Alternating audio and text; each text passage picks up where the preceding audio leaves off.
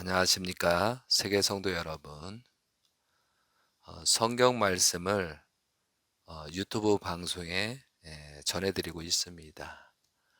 지난 시간 말씀 제목으로 생육 번성만 하는 사람과 생명에 있는 사람이라는 제목을 가지고 유튜브 방송에 전달드렸습니다.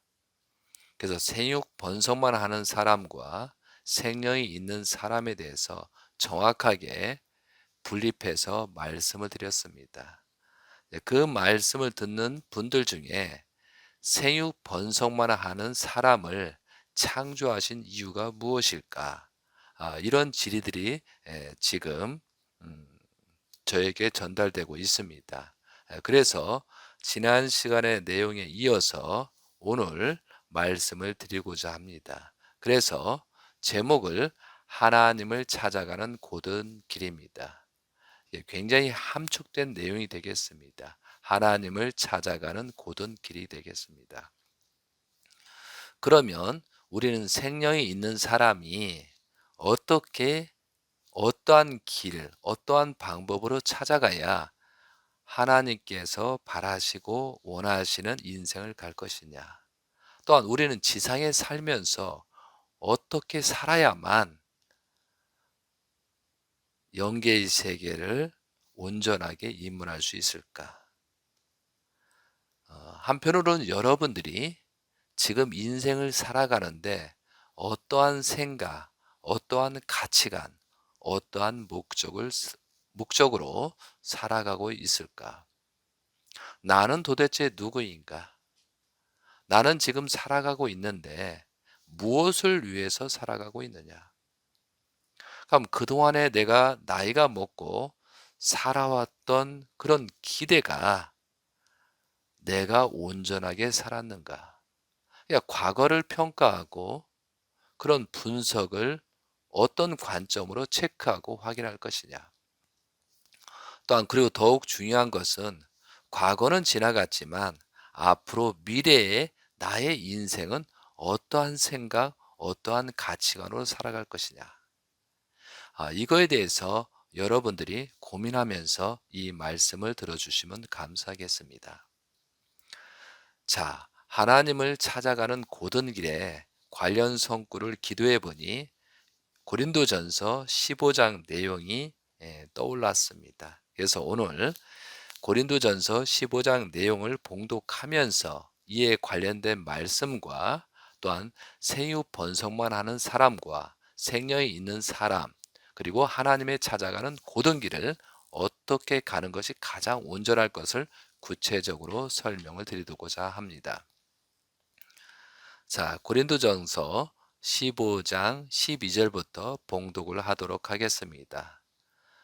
여러분께 부탁을 드리지만 지금 핵심 내용만 말씀을 드리고 있습니다.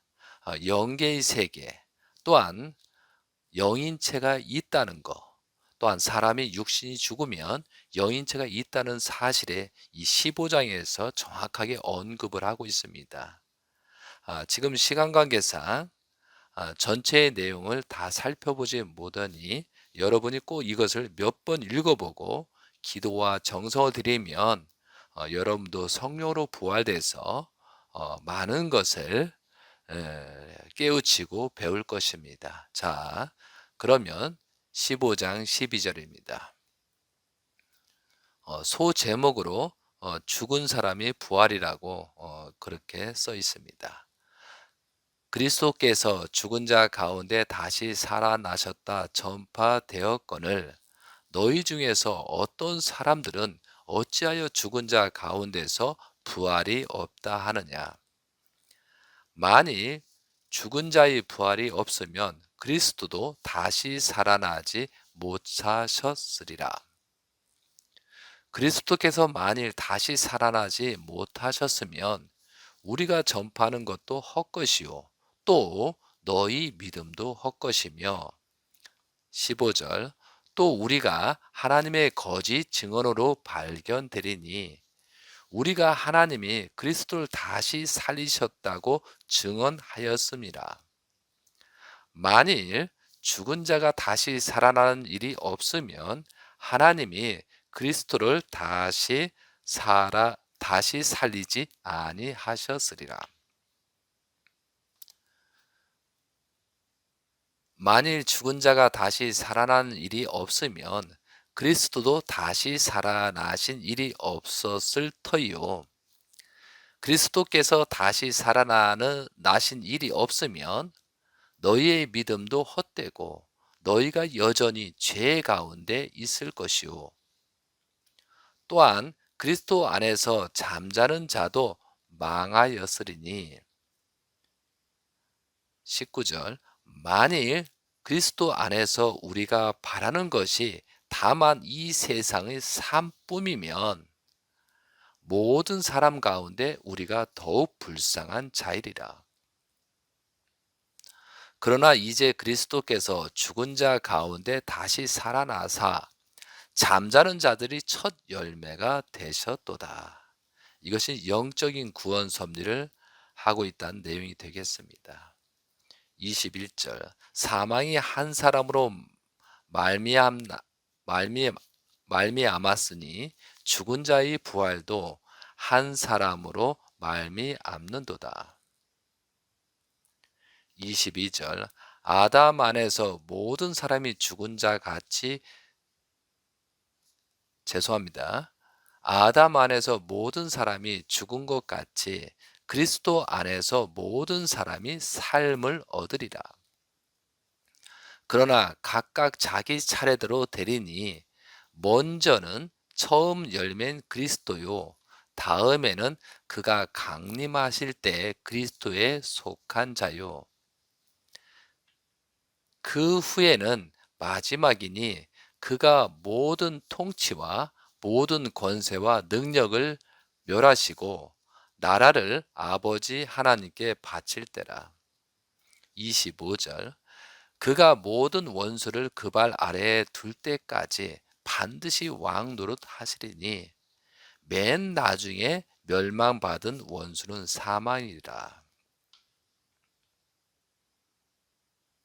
22절부터 26절까지는 재림 예수님을 이 땅에 오셔서 만국을 치리한다는 내용이 되겠습니다. 그럼 재림 예수님 이후에는 또 다른 재림이 없다고 말씀하는 내용이 되겠습니다. 자, 27절. 만물을 그의 발 아래에 두셨다 하셨으니 만물을 아래에 둔다 말씀하실 때에 만물을 그의 아래에 두신 이가 그 중에 들지 아니한 것이 분명하도다. 만물을 그에게 복종하게 하실 때에는 아들 자신도 그때에 만물을 자기에게 복종하게 하신 이에게 복종하게 되리니 이는 하나님이 만물의 주로서 만유 안에 계시려 하심이라. 이 말씀은 많은 피조 만물을 창조에 걸쳐서 6단계로 창조하셨는데 그 만물들을 하나님 아래에 두신 것처럼 인간 아래에 두셨다라고 되어 있습니다. 그리고 만물을 주관할 수 있는 그런 혜택을 준 것이죠.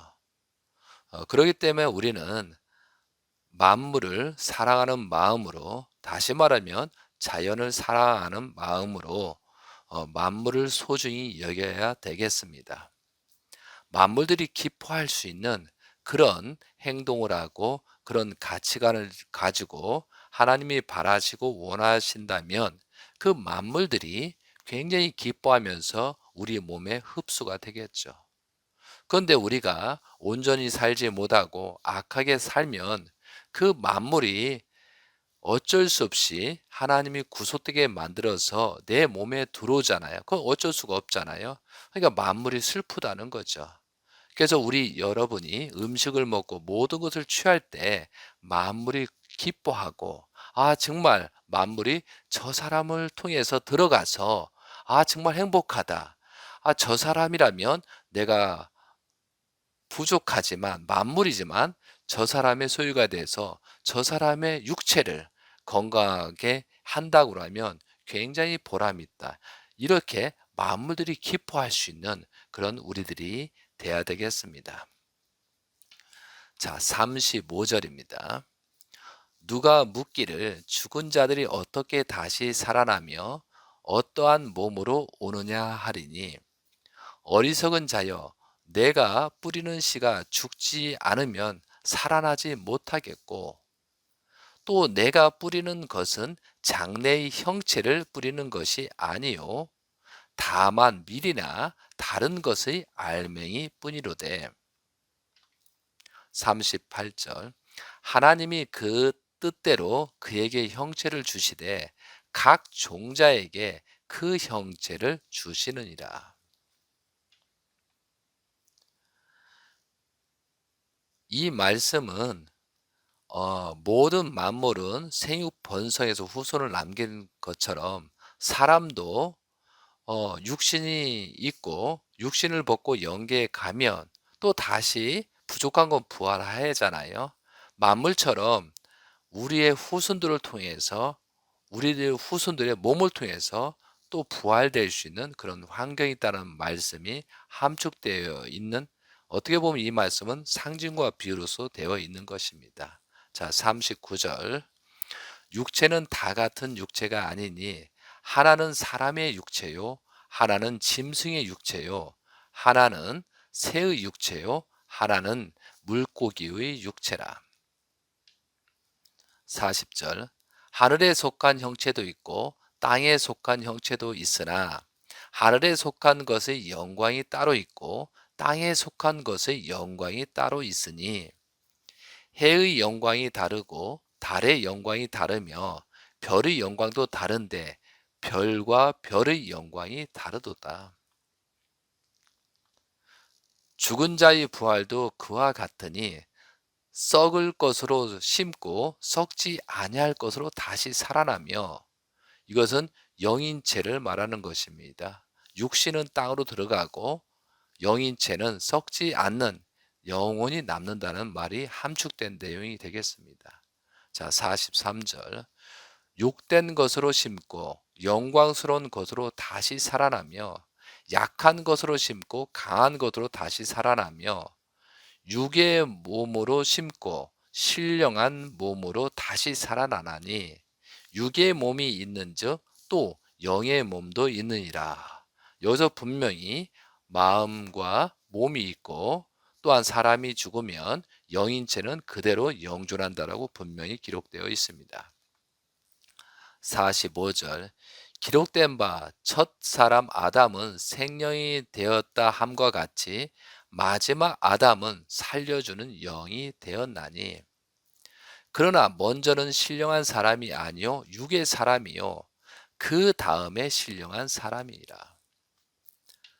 47절. 첫 사람은 땅에서 났으니 흙에 속한 자이거니와 둘째 사람은 하늘에서 나셨느니라.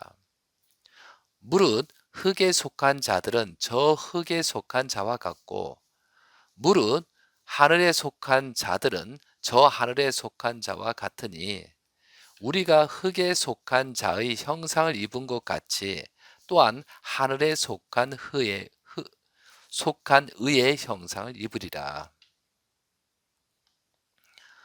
이 말씀은 지난 시간에 말씀한 내용과 일치한 내용입니다. 다시 한번 봉독해 드릴까요? 48절부터. 무릇 흙에 속한 자들은 저 흙에 속한 자와 같고 무릇 하늘에 속한 자들은 저 하늘에 속한 이와 같으니, 우리가 흙에 속한 자의 형상을 입은 것 같이 또한 하늘에 속한 이의 형상을 입으리라. 그러니까 우리는 생육하고 번성만 하는 사람이 있고 혼을 집어넣은 사람이 있습니다. 그러니까 우리들은 뭐예요? 혼이 있는 아담과 하와의 후손으로서 혼이 있는 사람입니다. 그러니까 생육하고 번성만 사람은 홍수 심판 때 모두 죽었습니다. 그때 지금 세상에 살고 있는 사람들은 전부가 혼이 있는 사람들입니다. 영인체의 크기가 다른 것이지 분명하게 생명이 있는, 혼이 있는 사람들입니다. 그러니까 타락을 했든 안 했든 간에 하나님의 아들, 딸이고 마지막 아담과 하와가 창조한 그런 입장의 사람입니다. 그렇지만 아담 하와가 타락으로 말미암아 타락성 근성이 있기 때문에 우리는 하나님한테 직접 갈 수가 없는 그런 상태가 되었습니다. 그래서 예수님이 오셔야 되고 재림 예수님이 오셔야 되는 것은 중보자가 있어야만 중보자를 통해서 우리는 갈 수 있는 것입니다. 그러니 사탄들은 중보자들 가장 공격하고 싫어하게 되는 것입니다. 자, 처음에 말씀드린 것처럼 생육하고 번성만 하는 사람을 창조하신 이유가 뭘까? 왜 하나님께서 생육하고 번성만 하는 사람을 창조하신 이유가 무엇일까? 이것은 두 가지 해석으로 나올 수가 있습니다. 첫째는 영계 관리자가 천사잖아요. 영계에 있는 천사들이 있습니다. 그리고 지상의 관리자가 필요하거든요. 그럼 지상의 종이 생육하고 번성만 하는 사람이라고 볼 수가 있습니다. 이것은 성경상에 없기 때문에 제가 여러 가지 기도와 검토를 한 결과 왜 하나님께서 생육하고 번성만 한 사람을 창조하셨을까?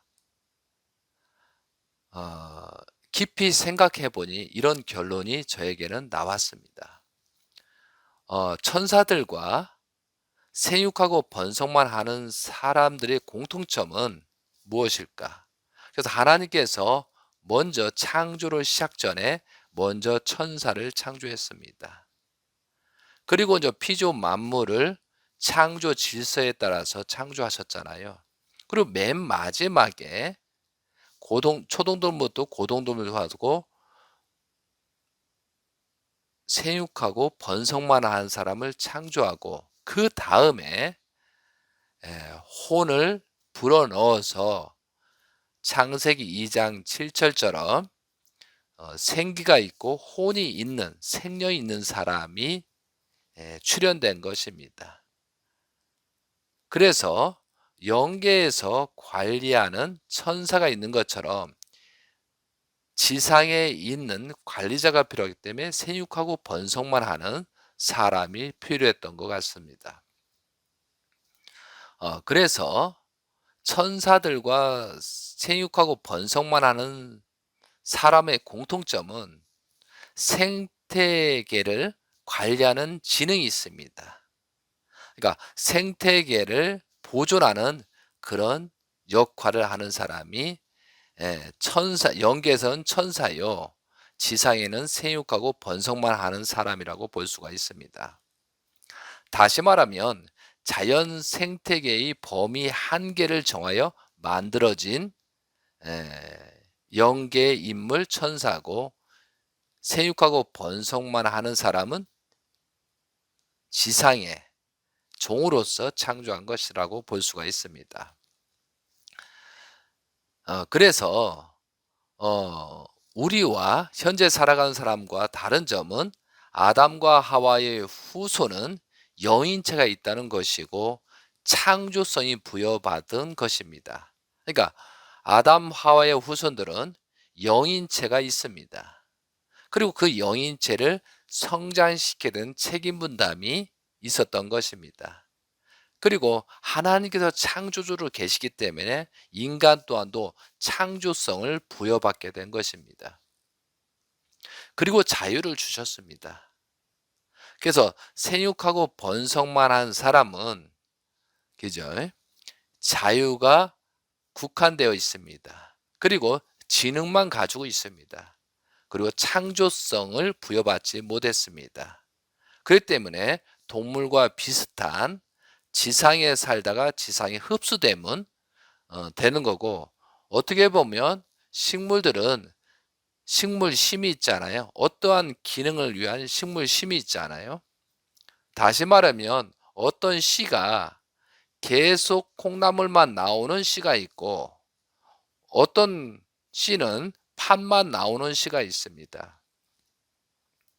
또 어떤 시는 딸기라든가 과일이 나오는 시가 있잖아요. 이 정해져 있다는 것이죠. 그거와 마찬가지로 그런 생태계의 보존을 위한 존재라는 것이죠. 거기에 똑같은 마찬가지로 생육하고 번성만 하는 사람은 그 직분에 맞는 인간으로 볼 수 없는, 그죠? 여인체가 없는 하나의 어떤 심을 가지고 있는 어떤 지능을 가지고 있는 사람이 되는 것입니다. 그런데 안타깝게도 아담과 하와의 타락으로 말미암아 10대 노아 때 전부 다 생육하고 번성만 한 사람이 죽을 수밖에 없었어요. 인간이 그렇게 타락을 시켰기 때문에.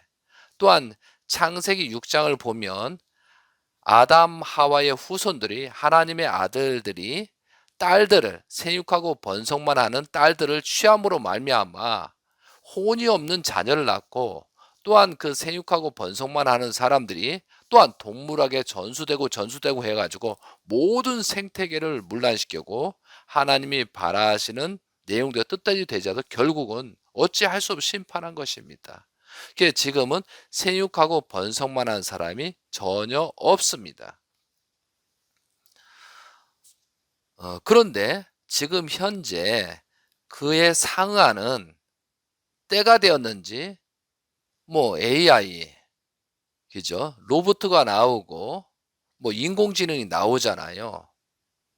근데 여기에는 창조성이 없고 영인체가 없으며 지금 현재 세상이 발전된 그런 내용들이 존재한다는 거 보면 비슷한 관계성이 있다고 볼 수가 있습니다. 자, 이것이 첫 번째는 생육하고 번성만 하는 사람을 창조하신 이유, 첫 번째는 뭐예요? 영계에서는 천사들이 관리하는 종의 입장에 관리하고 지상을 관리하기 위해서 생육하고 번성만 하는 사람이 있다라고 첫 번째 논리를 이렇게 전개할 수 있습니다. 그럼 다음은 둘째 번은 하나님의 창세기 1장에 보면 6일 창조가 있습니다. 6단계 창조의 창조 질서가 있잖아요. 창조의 질서에 따라 발전적인 단계의 과정 속에서 생육하고 번성만 하는 사람이 창조되었던 것입니다. 그럼 첫 번째 빛을 창조했고, 두 번째 물과 궁창을 창조했고, 셋째 날에는 지구하고 식물을 창조했습니다. 그리고 넷째 날에는 광명체, 우주를 창조했고, 다섯째 날 물고기와 새를 창조했고, 여섯째 날 초동동물 속 고동동물, 그리고 윗단계에 생육하고 번성만 하는 사람을 창조했고, 마지막 최종적으로 혼을 불어넣어서 아담과 하와의 하나님이 바라시고 계획했던 첫사람이 나온 것이 현재의 생태계의 발전적인 단계입니다. 그러니까 발전적인 단계에서 생육하고 번성만 하는 사람이 있었고,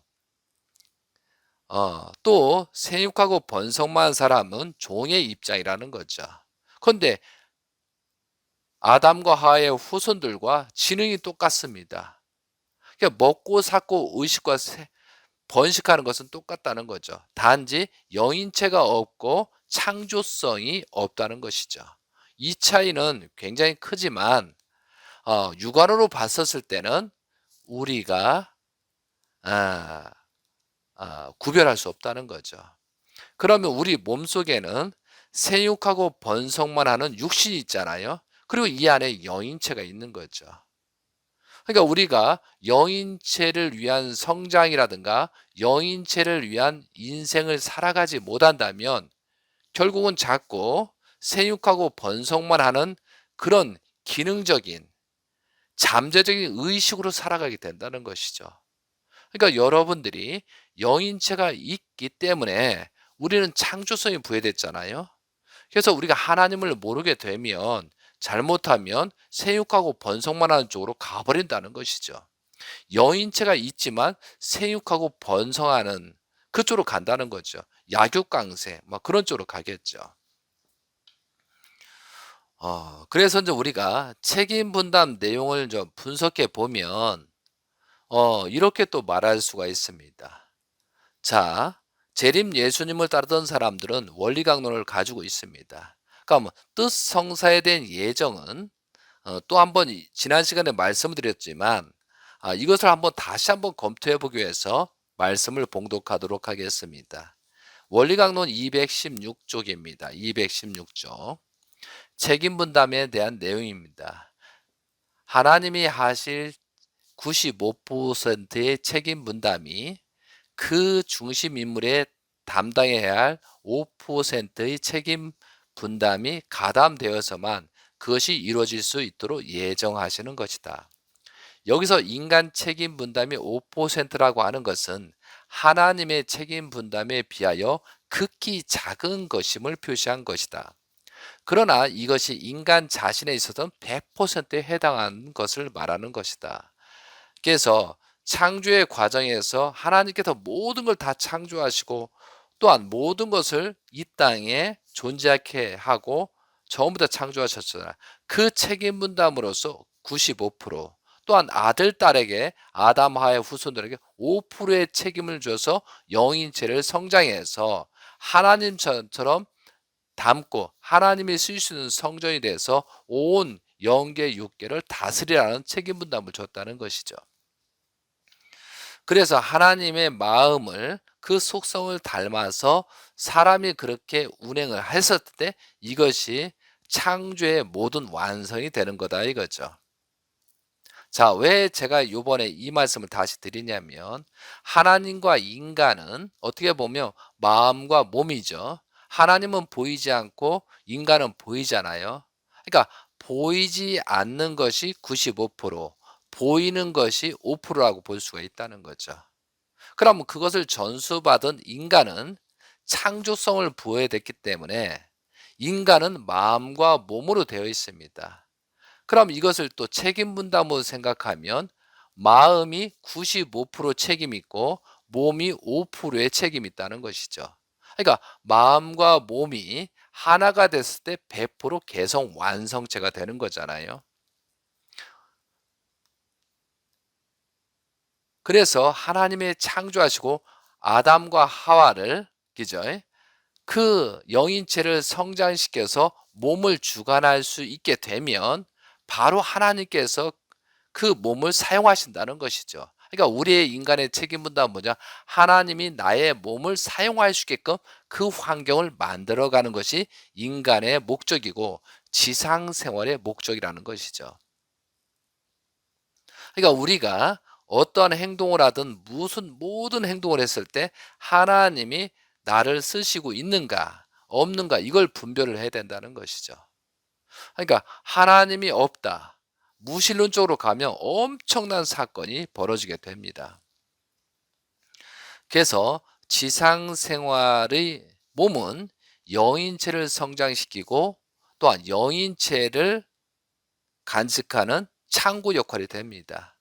그리고 만물을 다시 그죠? 만물은 다시 모든 거 흙으로 돌아 다시 재생되잖아요. 이게 몸은 그렇다는 거죠. 몸은 이해되시겠습니까? 그러니까 몸은 영인체를 성장시키는 도구에 불과하다 이거죠. 근데 이 도구가 없으면 영인체를 성장시킬 수 없잖아요. 그래서 사람이 성장하지 못하고 영계를 가면 다시 어떠한 후손을 통해서 육신을 통해서 다시 와서 성장을 시킬 수밖에 없다는 거죠. 그래서 원리강론의 말씀처럼 영인체는 육신을 토로해서만 성장한다. 이렇게 돼 있잖아요. 그러니까 영계에서는 성장이 안 되는 겁니다. 그것을 우리가 분명히 알고 생활해야 되겠습니다.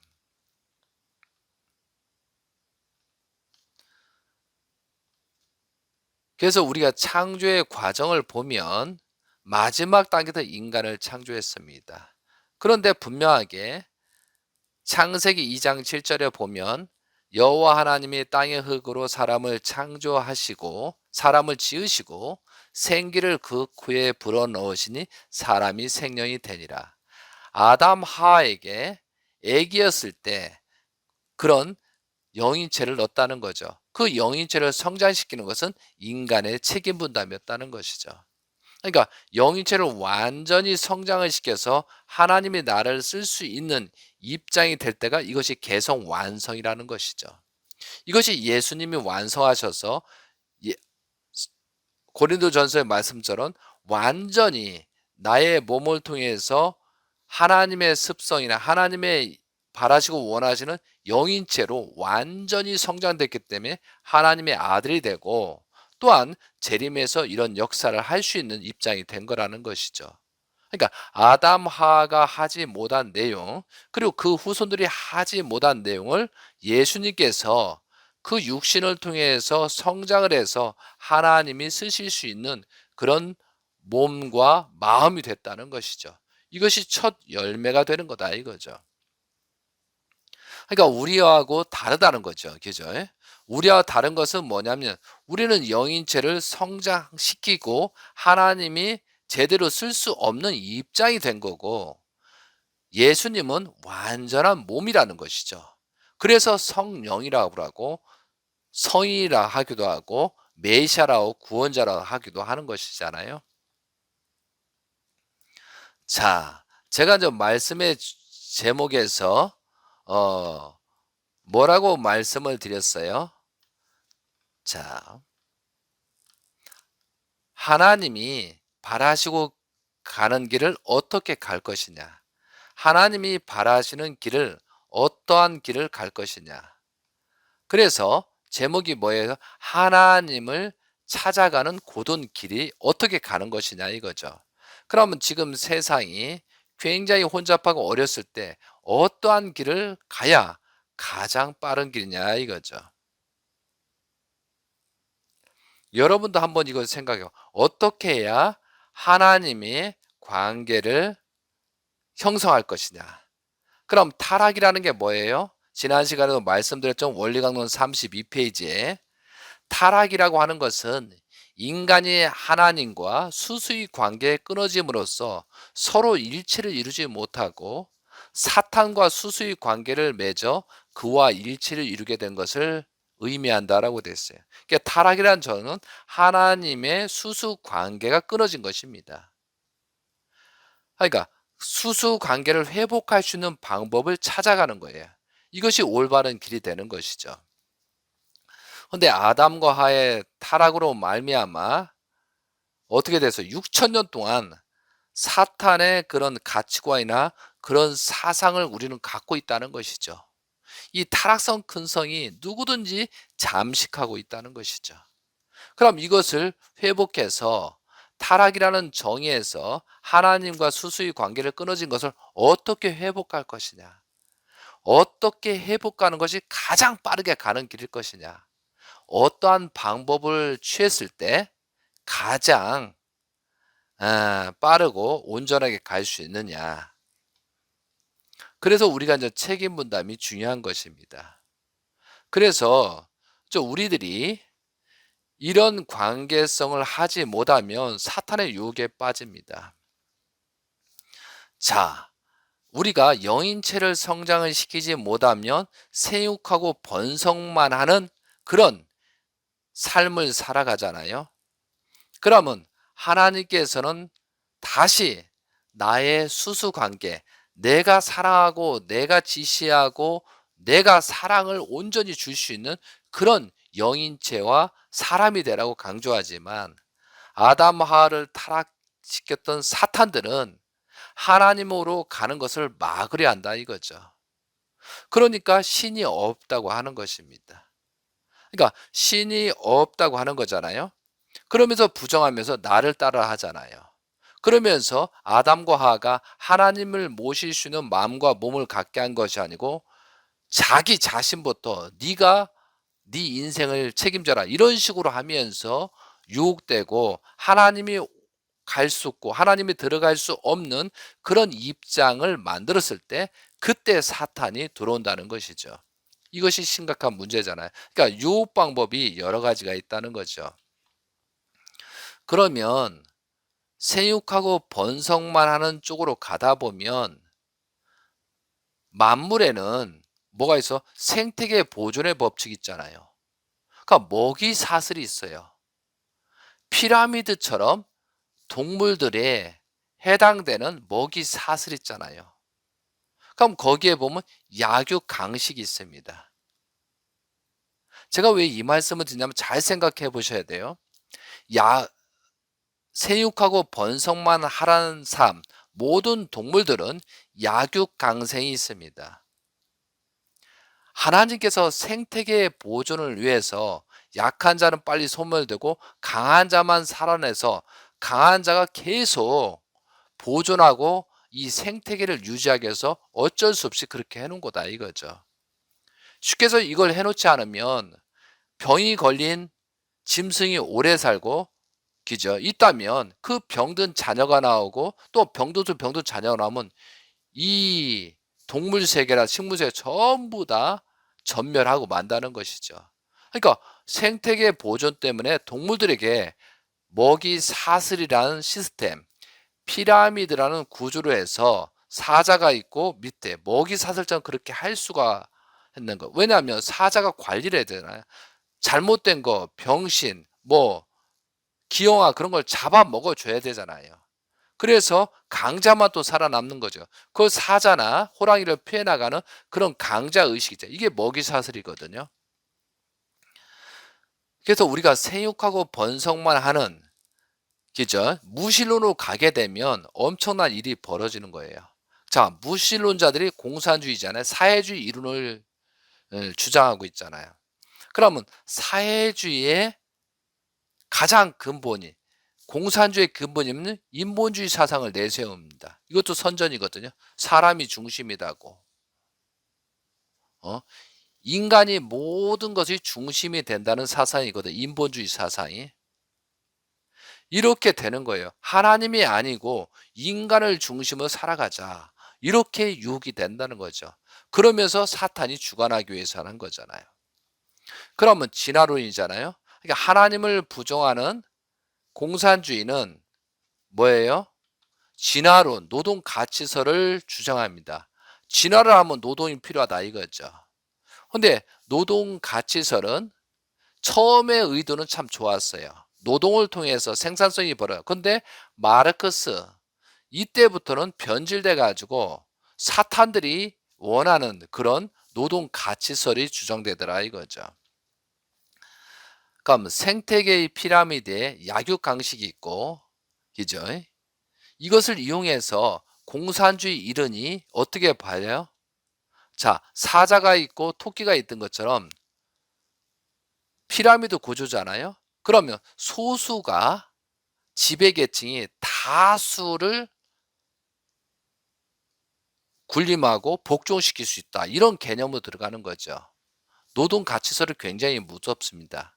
노동을 통해서 그렇게 생각하면 노동을 많이 해서 거듭난 사람은 위에 있어야 되고 노동을 하지 못하고 진화가 안 된 사람은 밑에 된다는 거죠. 그러니까 소수를 위한 다수가 희생되는 이게 공산주의 시스템이 되는 거죠.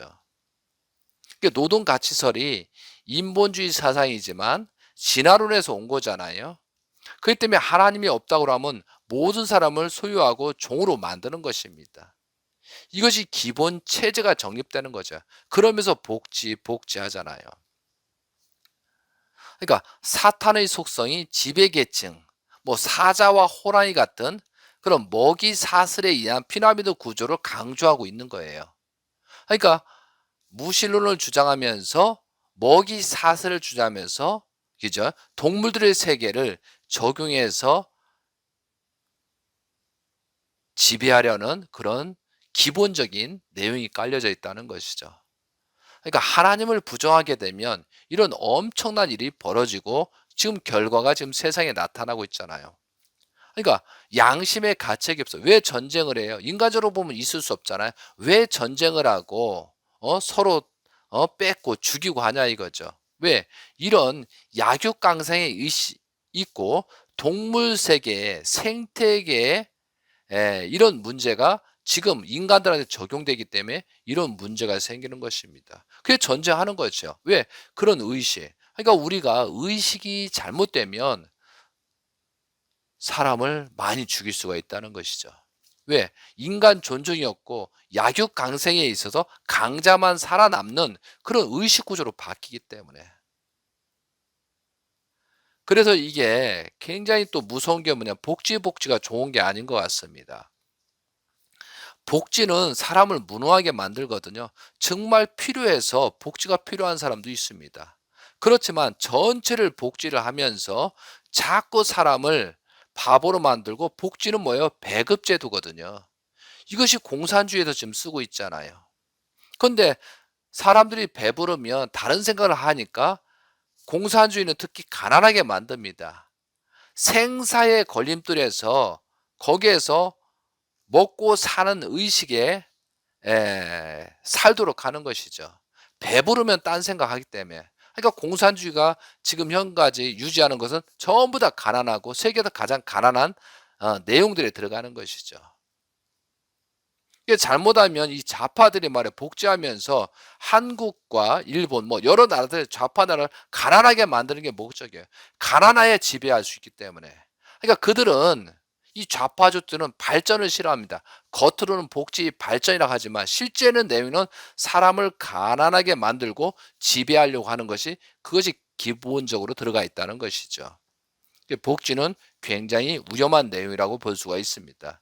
복지 제도는 과감하게, 과분한 복지는 폐지해야 되는 게 맞습니다. 우리는 뭐예요? 어릴 때부터 스스로 자립하고, 그죠? 자립심을 키워줘서 스스로 하나님이 닮아가는 그런 내용을 해야 되고, 또 하나님의 아들, 딸 개성 진리층이냐, 뭐 노예 생활처럼 그렇게 해서는 안 됩니다. 우리가 지금부터라도 우리 젊은 층이든 모든 사람을 교육하는데 이런 시스템을 많이 바꿔줄 필요가 있다는 것이에요. 이게 복지는 굉장히 무서운 것이다 이거죠. 그래서 한국에는 요즘 사람 인자를 말고 사람 중심이라는 말을 말합니다. 이것은 굉장히 들으면 참 호감 있고 좋은 거죠. 아, 사람 중심, 사람을 존중한다, 사람을 중심한다 이렇게 하잖아요. 근데 그 사람인 사람 중심이라는 그런 논리 속에 그 핵심 내용이 한번 짚어보자 이거죠. 이것이 공산주의 이론의 실체를 감추고 있는 사람을 유혹하는 말이거든요. 그러니까 하나님이 없고 우리 인간들끼리 잘 살아보자. 이것이 사람 인자입니다. 사람 중심입니다. 그러니까 이것이 잘못 현혹되면 젊은 층이라든가 많은 사람 유혹이 되는 거예요. 하나님을 부정하고 신을 부정하고 태어나게 한 하나님을 부정하는 그런 시발점에, 이게 사람 인자, 사람 중심이라고 쓰는 거, 이게 인본주의거든요. 결국은 그렇게 되면 이제 다음 단계에 발동되는 것이 뭐예요? 피라미드 생태계 구조로 사람을 억압하고 조종하고 속국으로 만드는 그런 걸로 하는 거죠. 그러니까 이게 정치인들이 사람인 사람 중심, 이 사람들을 정말 관리 잘해야 돼요. 왜냐하면 짐승 같은 습성을 가지고 있기 때문에 그렇습니다. 그러니까 하나님을 알고 모르고 차이가 나중에 이런 결과가 엄청나게 차이가 난다는 것이죠. 그래서 사람의 가치관에 따라서 엄청난 결과가 나타날 수 있습니다.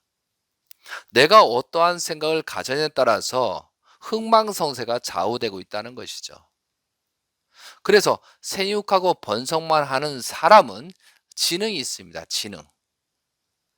생육하고 번성만 하는 사람은 지능이 있다는 거죠. 그리고 그런데 이것을 지능 있는 것은 현 시대의 로봇하고 AI 인공지능과 똑같은 비슷하다고 볼 수가 있습니다.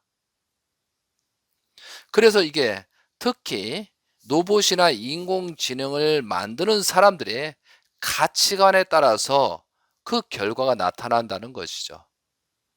그러니까 제작자의 가치관이 문제가 생기면 그 목적에 따라서 엄청난 결과가 나타날 수 있다는 것이죠. 그러니까 특히 이제 인공지능 하는 사람들, 로봇이라든가 첨단을 하는 사람은 이 성경을 꼭 알아야 됩니다. 하나님의 창조성을 알고 인공지능을 만들면 정말 유익하고 참되게 만들 텐데, 그런 것이 아니고 생육하고 번성만 하는 사람의 습성 있는 사람이 인공지능 AI를 만들게 되면 경제권, 돈과 목적을 두고 만들잖아요. 그렇지. 완전히 다른 견해가 나옵니다. 그러면 악의 목적은 뭐예요? 경제적, 돈, 쾌락, 목적, 전쟁 목적, 악한 AI, 인공지능, 로봇을 만드는 거잖아요. 근데 선한 목적은 뭐예요? 선한 사람의 어? 인공지능, AI는 사람의 생활을 윤택하고 개선하는 데 씁니다. 여러 가지 편리성을 위해서 어, 또 만듭니다. 그러니까 이렇게 전혀 다르잖아요, 이거죠. 그러니까 특히 인공지능을 만드는 사람들은 이거 좀 심각한 문제가 생길 수가 있다는 거죠. 그렇기 때문에 여기서 안정장치가 필요하거든요. 그것을 AI를 만드는 올바른 가치관을 심어주는 것이 필요합니다.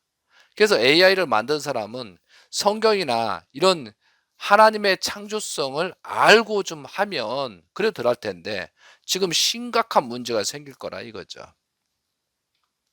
이것이 어떻게 보면 아담화 때 홍수 심판 때나 지금 잘못 만든 AI를 만들잖아요.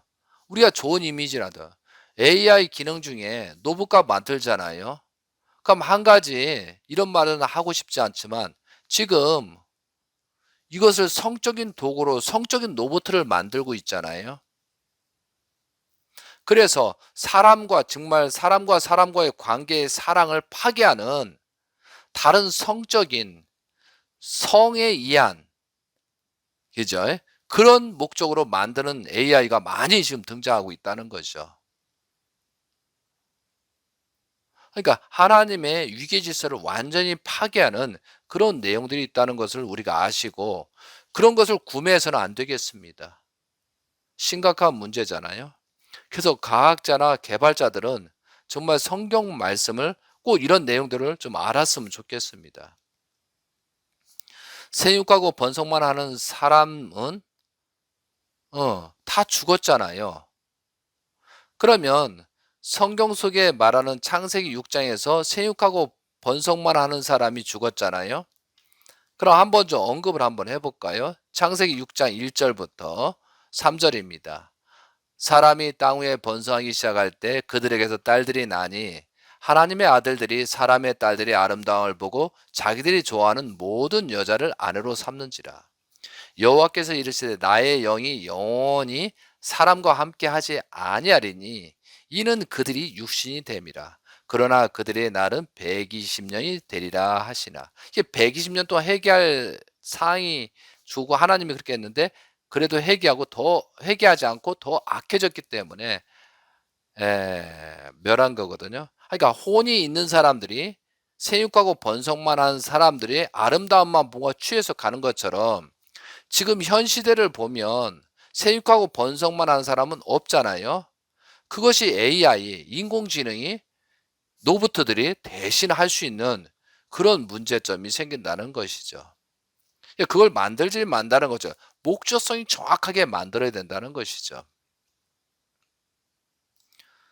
그리고 마태복음 24장에 보면 노아의 때와 같이 인자의 임함도 그러하니라. 홍수전에 노아가 방주에 들어가던 날까지 사람들이 먹고 마시고 장가들고 시집가고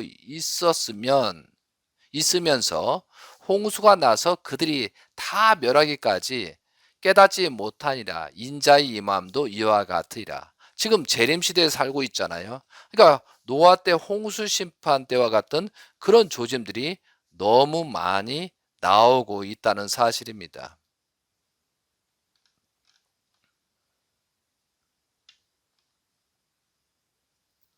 그래서 그러면 정말로 우리들이 어떤 가치관을 잡고 어떤 하나님의 그 속성을 닮아가고 그런 가치관을 살지 않으면 조금만 삐딱하면 바로 사탄한테 유혹받는다는 것이죠.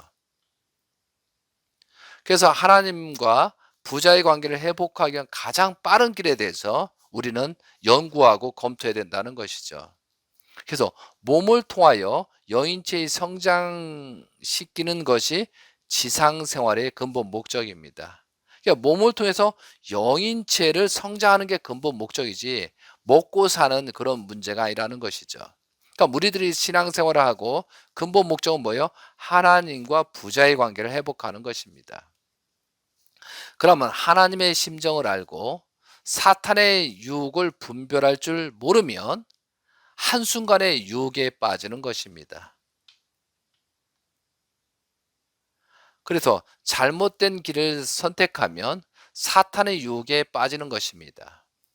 어떻게 보면 99%는 사탄이 놓은 쥐레밭입니다. 하나님한테 가는 길은 1%가 1% 이것이 하나님의 가는 길이라고 볼 수가 있습니다. 100 중에. 그러니까 잘못하면 우리가 유혹에 빠질 수 있다는 것이죠. 잘못하면 마음이 빠지면 몸은 금방 빠져버리잖아요. 악의 무리 속에 그냥 놀이개감이 되어버리잖아요. 그래서 우리가 고든 길을 찾기 위해서는 많은 노력이 필요합니다. 자, 그리고 여러분이 단순하게 생각하지 마시고 아담과 하하가 타락으로 말미암아 6천년이라는 사탄의 지배권 내에 있었잖아요. 그리고 사탄은 이 6천년 동안 했던 것을 안 놓으려고 하잖아요. 이것을 어떻게 빠져나오냐, 이게 쉬운 길이 아니라는 거죠. 그래서 6천년 동안 사탄이 지배해왔던 세상을 찾아오는 것이 다시 하나님으로 복귀하는 것이 얼마나 어려운 길이냐. 그러니까 아담화의 타락으로 말 4천년 후에 예수님이 오셨고 또 2000년 후에 재림주 시대를 지금 살고 있는 거잖아요. 6천년 동안 사탄들이 노예가 됐던, 사탄의 노예로 샀던 우리들이고 또 영계에 간 우리 조상들이라는 거죠. 그러니까 그러므로 신앙생활은 어려울 수밖에 없다는 거죠. 그러니까 그런 가치관들이, 우리의 가치관들이 조금만 잘못하면 사탄의 유혹에 빠지게 돼 있다는 거예요. 6천년 동안. 그게 당대에 우리가 해결한다? 이건 쉬운 일이 아니라는 거죠. 그래서 우리가 성경 말씀이나 그런 것을 강하게 들어가고 핵심적인 내용으로 깊이 파고 들어가지 않으면 조금만 잘못하면 손바닥 뒤집고 뒤집고 그런 것처럼 바로바로 넘어갈 수 있다는 것이 우리 어떻게 보면 갈대 같은 인생이 될 수가 있습니다. 그래서 우리가 근본 목적을 모르면 신앙생활을 한다는 것이 예, 얼마나 복되고 중요한 것인지, 그러니까 근본 목적을 알아야 된다는 거죠. 그래서 잘못하면 신앙생활을 모르고 근본적인 것을 모르면 단지 그저 지상생활에서 행위 자체를 굉장히 즐겁게 생육하고 번성적으로만 가잖아요. 이게 결국은 기복신앙자들이 많이 생기는 것이죠. 그러니까 교회 가면 복만 받는다. 뭐 목사들은 말만 잘하면 헌금 들어오니까 이렇게 해야 된다. 전부 다 경제과 목적, 사람을 살린다는 그런 거짓 선전을 하면서 그런 행위를 하고 있다는 것이죠. 그래서 정말 신앙을 하고 성경을 중심 삼고 말씀하고 뭐 전도사니 목사니 하는 사람들은 이런 내용들을 보면서 다시 생각해야 된다. 자기 정체성을 분명히 판단을 해야 될 사항입니다. 가장 나쁜 놈이 말씀을 가지고 사기 치는 놈들이 가장 나쁜 놈인 것 같습니다. 정말 그 사람의 생명을 구하려고 연구하고 검토해야지 뭐 모양새, 유머, 뭐 오락식으로 즐겁게 하면서 그 사람의 감정적인 부분을 끌어가지고 돈을 벌려고 한다. 아마 세상 사람 강도보다도 더 아마 영계 가면 고난 받을 수밖에 없을 것 같아요. 그래서 이게 목자들은 이 목을 잘 놀려야 될 것 같습니다. 저도 이제 이렇게 얘기하면서 자꾸 검토합니다. 제가 느낀 것이나 모든 것이 이렇게 말하다 보면 하나님한테 온전한 말인지 또한 사탄한테 좋아하는 말인지 이걸 정확하게 구별하지 못하면 저도 유혹될 수가 있습니다. 그래서 성경은 한 구절 한 구절 자세히 보면서 심정적으로 바라보지 않으면 말씀으로 현혹시키는 사람한테 또 유혹될 수가 있습니다. 영인체를 성장시키는 교제가 필요하잖아요. 그럼 영인체를 성장시키는 교제하고 실체가 필요한 것입니다. 그러면 온전했던 사람들을 따라가야 하잖아요. 온전했던 사람들을 따라가려면 어떻게 해야 되겠어요? 자, 4,000년 만에 온전했던 사람이 예수님입니다. 그러면 예수님은 영인체를 성장시켜서 하나님의 아들로서 첫 번째 인물이거든요. 그러면 그분의 영인체를 성장하고 그분이 말씀하고 실천한 내용을 우리는 살펴볼 필요가 있다는 것이죠. 그래야 그 길을 하나님의 가는 방향을 갈 수가 있는 거고, 가장 하나님의 부자 관계를 회복한 분이 누구예요? 예수님이잖아요. 그 예수님을 중심 삼고 가야 된다는 것이죠. 근데 예수님께서 개성을 완성하시고 나서 신부를 찾아 가지고 그 예수님의 혈통이 나와야 되는데 그러지 못한 거예요. 그래서 결국은 하나님의 창조 목적을 완성한 실체, 정분합 작용에서 사역이 될 이론, 생육하고 번성이라는 그런 개념을 예수님은 이 사탄들 때문에, 불신 때문에 하지 못했잖아요. 그래서 2000년 후에 재림주가 오셔서 참 부모로서 혈통을 유지할 수 있는 그런 시스템을 구축한 거다 이거죠. 그러니까 우리가 성경이나 말씀을 왜 공부를 해야 되냐? 왜 알아야 되냐? 예수님을 알아야 되잖아요. 그러면 성경 말씀은 예수님의 자서전이라고 그랬잖아요. 하나님으로부터 모든 내려온 하나님의 또 자서전이기도 하잖아요. 그래서 성경을 멀리하면 하나님으로 갈 수 있는 방법은 없습니다. 예, 그래서 우리가 굉장히 조심해야 된다는 것이죠. 그러니까 지금은 우리가 한 가지 요즘 최근에 좀 많은 종교인들이 이상하게 발전되는데,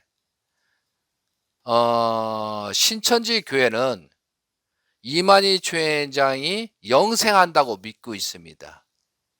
이게 영생하기 때문에 우리도 영생하기 위해서 이만희 총회장의 가치관을 듣고 영생하겠다고 지금 하는 거잖아요.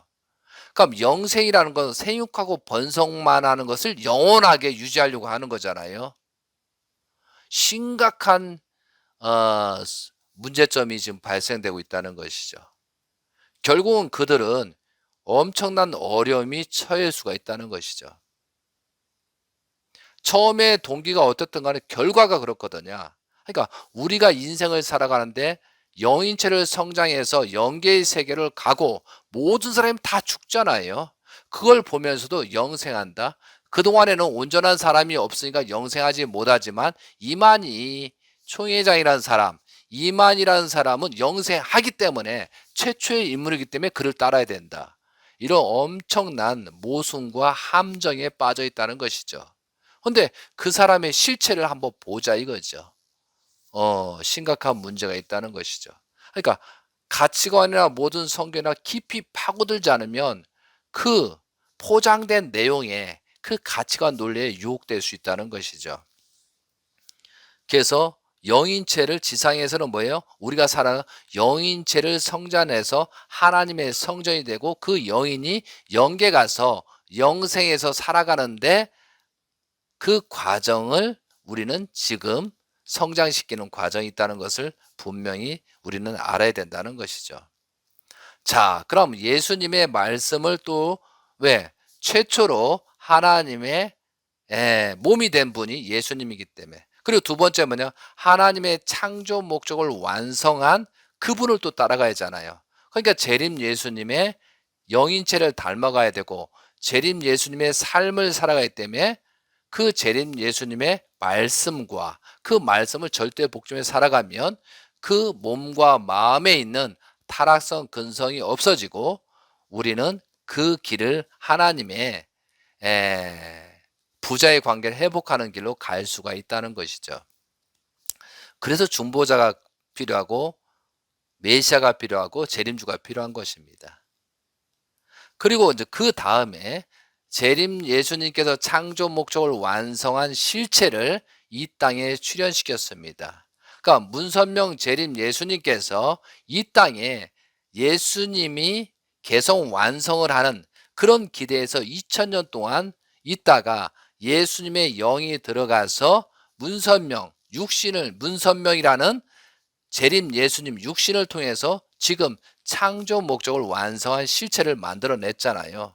그럼 우리는 재림 예수님이 또 어느 때가 돼서 사명을 완수하시고 영계에 가셨잖아요. 그러면 그 나머진 사람이 누구냐면 하나님의 창조 목적을 완성한 실체, 참된 혈통 대신자잖아요. 그러면 그 아들이 문영진 천일국 왕님이잖아요. 그러니까 이 실체가 있고 없고 차이가 있다는 것이죠. 그러니까 사탄들은 어떻게 이걸 뺏기시라니까 가장 공격을 많이 했던 것이 예수님이고, 그리고 여러분이 통일가에 있던 사람들은 그 내용을 하잖아요. 문선명 재림 예수님께서 얼마나 고난을 많이 받았어요. 그런 속에서 어, 완성을 하시고 그런 과정이 있었다는 것이죠. 그런데 결국은 실체를 남겨놓고 또 그 대신자 참된 혈통이 지금 섭리를 하고 있잖아요. 그런데 해필이면 재림 예수님을 믿던 통일가가 가정연합이든 유씨아든 그런 사람이 오히려 공격하고 있다는 것이죠. 그 예수님 때 평민 사람이 공격하는 게 아니고 제사장 바리새인이 공격하는 거고, 예수님이 제자했던 사람이 가룟 유다나 베드로가 팔아먹는 그런 행위가 있는 것처럼 지금 통일가에서 그렇게 나타나고 있다는 것이죠. 그러니까 우리가 이런 내용들을 정확하게 짚지 못하면 언제든지 유혹되는 것이죠. 그러니까 어떻게 보면 밖의 세상에 타락한 내용도 있지만 종교 세계에서 타락한 내용이 더 어떤 분 영적인 부분이기 때문에 더 강하게 드러날 수 있다는 것이죠. 사랑하는 성도 여러분, 그래서 우리가 생육하고 번성만 사람이 있었고 나는 지금 영인체를 어떻게 성장시키고 있는가를, 이것을 잘 분석하면서 우리가 살아가야 된다는 것이죠. 그래서 뭐예요? 나는 누구인가? 나의 정체성을 찾아야 되겠습니다. 그리고 내 위치, 아담 하로부터 타락한 내 위치를 정확하게 찾고 부족한 것을 채워나가는 그런 모습으로 성장을 해야 되겠습니다. 분명히 지난 시간 좀 전에도 말씀을 드렸지만 자연계는 약육강식입니다. 피라미드 구조가 필요합니다. 이것은 생태계를 보존하기 위한 목적입니다. 이런 내용을 가지고 사용하면서 인본주의, 그죠? 노동 가치설, 그렇게 조정해서 인간을 하나의 동물처럼 취급하기 위한 그런 부르주아 층들이 있다는 거죠. 이것은 사탄의 핵심 세력이라고 말씀을 드릴 수가 있습니다. 그 유혹에 빠지면 안 되겠습니다. 자연계에서는 온전한 번성을 위해서 약자는 도태되고 소명되어집니다. 그런데 자연계는 생태계 보존을 위해서 어쩔 수 없는 그런 관리가 필요한 것입니다. 그래서 지상에서 온전하게 되는 그런 이유 때문에 생태계 보존의 법칙이 약육강식이 필요한 것입니다. 그런데 요즘 최근에 들어서 유전자 변형이 나오고요. 우리가 참 이렇게 알면 우리가 너무 무지한 것 같다라고 생각이 됩니다. 가만히 생각해 보니까요. 지금 뭐 시장에 가면 채소나 뭐 이런 야채나 과일을 보면 뭐 벌레 먹은 거 그런 건 찾아볼 수가 없습니다. 어떤 흠이 있는 건 찾아볼 수가 없어요. 그 이유가 뭐냐면 화학, 농약, 독성물, 그죠? 그런 걸 썼기 때문에 벌레들이 침입을 못하니까 깨끗한 과일이 오는 것입니다. 근데 '아 그래서 좋은 과일을 먹는구나.'라고 판단할 수 있는데 그 내면을 들여다보니 심각한 내용이 있다는 것이죠. 농약을 치고 화학물을 쳐서 뭐 질소를 치고 비료를 줘 가지고 그 식물한테 그 과일한테 벌레가 갈 수가 없어요. 그죠? 그 어떻게 보면 독성이 가득하기 때문에 채소나 과일을 벌레들이 먹지 않습니다. 만약에 독성이 없고 그렇다면 벌레가 먹겠죠, 어느 정도는. 그러니까 곤충이나 벌레들이 죽을까 봐 먹지 않고 있거든요. 근데 그것을 깨끗하고 아름답다고 인간들이 먹고 있다는 것이죠. 그러니까 뭐 벌레가 먹지 않는 농산물을 인간이 먹고 있어요. 그러면 그 독성이 많은 것을 인간이 섭취함으로 말미암아 어떻게 되겠어요? 결국은 죽겠죠. 결국은 희귀병이 걸리겠죠. 이거 우리가 생각을 많이 해야 될 부분이라는 것이죠.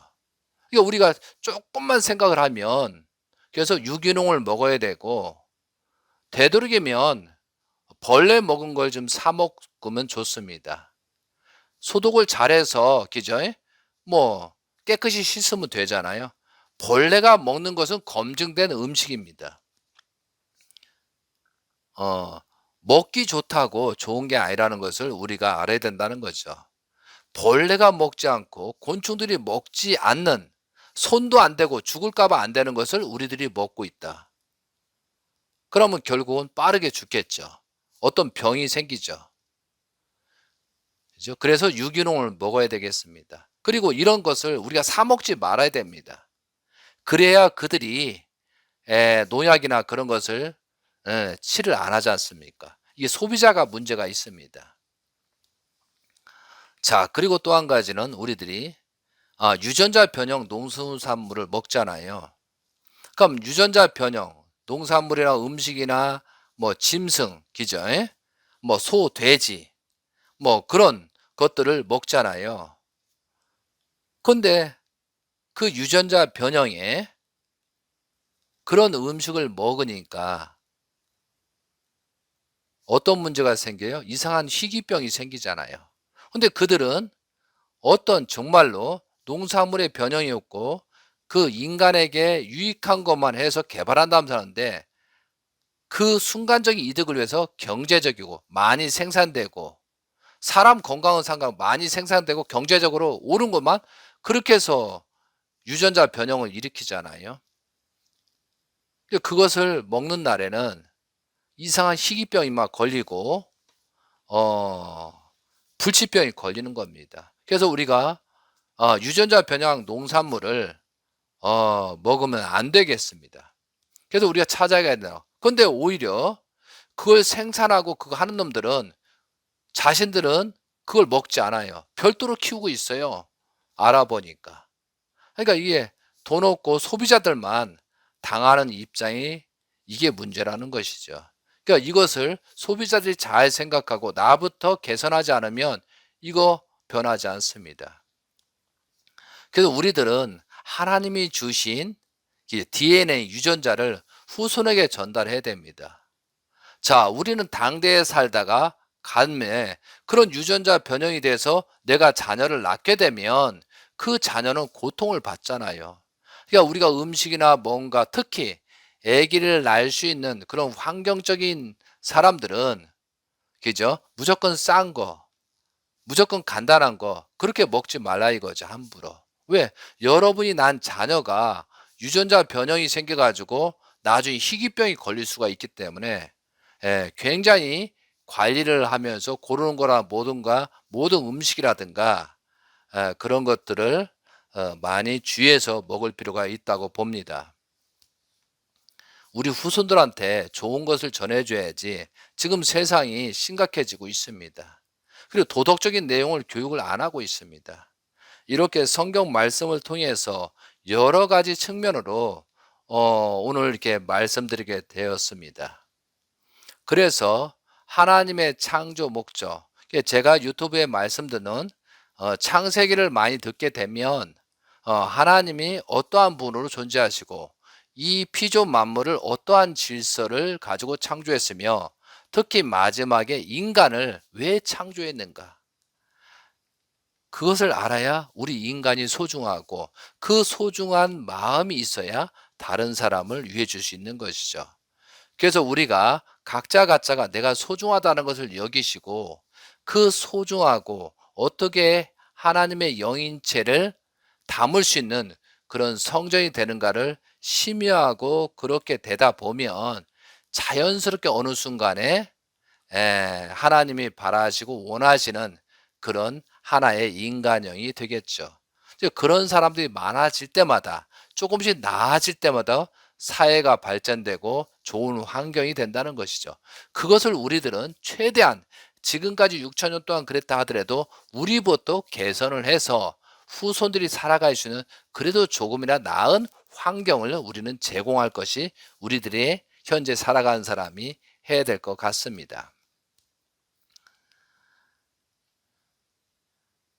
인간들의 영인체를 성장시키는 지상 생활의 근본 목적을 우리는 알아야 됩니다. 이 공산주의 이론, 약육강식, 생태계 법칙에 빠지게 되면 사탄의 술책에 넘어가는 것입니다. 영인체의 성장의 책임은 나에게 있습니다. 누구 때문이라고 핑계댈 수 없습니다. 결국은 영인체는 혼자 가는 것입니다. 누가 동반돼서 가는 게 아니잖아요. 그러므로 주변의 환경에 현혹되지 말고 나를 자신을 자가 진단하면서 하루하루 거듭난 생활을 해야 되겠습니다. 영인체의 성장은 육신의 토로에서만 성장한다고 되어 있습니다. 육신이 사랑하는 마음을 실천할 때만이 영인체가 성장합니다. 지금까지 우리 인생은 어떻게 살아왔지 모르지만 인생을 후회하는 것보다 앞으로 어떻게 살아갈 것인가를 생각하는 여러분이 되셨으면 좋겠습니다. 그래서 저 나름대로도 말씀을 드리고 있지만 저는 어떤 강연을 가지고 말씀드리는 것이 아닙니다. 그때그때마다 느낌이라든가 그런 걸 가지고 종합해서 여러분께 말씀을 드리고 있습니다. 그래서 견해 차이는 좀 있을 수가 있습니다. 그렇지만 지난 시간에 생육하고 번성만 하는 사람에 또한 생명이 있는 사람을 정확하게 구분을 됐고 이 시간에는 생육하고 번성만 한 사람을 왜 창조했는가?